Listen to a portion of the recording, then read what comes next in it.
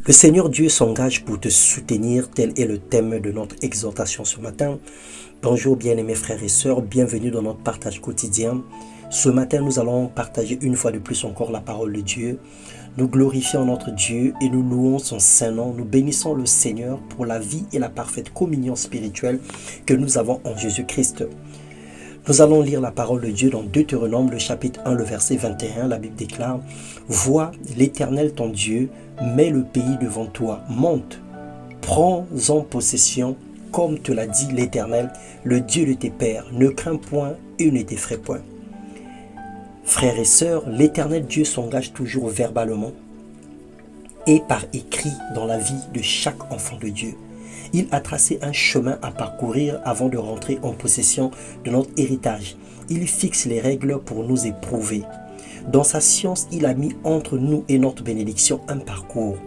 Dans son amour, il nous accorde sa bénédiction.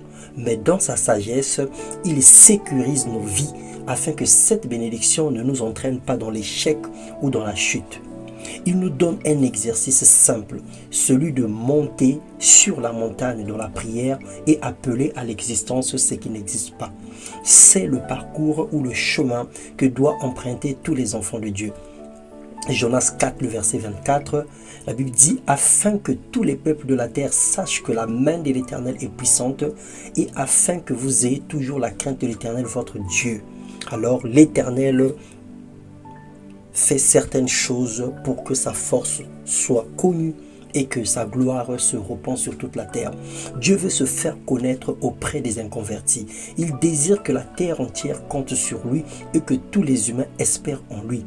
Mais par toi, la puissance de Dieu est démontrée. Par toi, sa grâce est éprouvée. Par ses œuvres, par toi, ses œuvres sont manifestées. Il te donne le temps d'apprécier la bénédiction et d'en prendre possession pour sa seule gloire, afin que ta vie puisse bénir les autres et que la bénédiction ne te loigne pas de lui. Plusieurs ont reçu ou écouté la promesse de Dieu pour leur vie, mais vivent l'opposé ou le contraire de l'engagement de Dieu dans leur vie, simplement parce qu'ils veulent la facilité.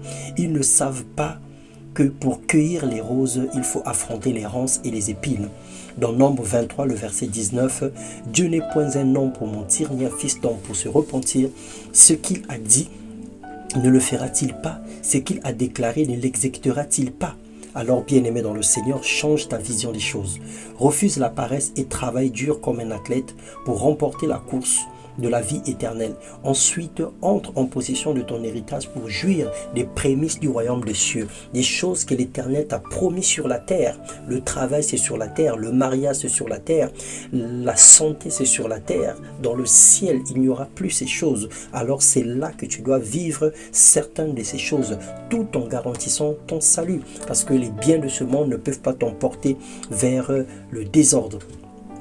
Que Dieu te donne la patience à toute épreuve, qu'il se manifeste puissamment dans ta vie, que tout ce que tu fais puisse connaître une réussite. Dans le nom puissant de Jésus-Christ. Amen.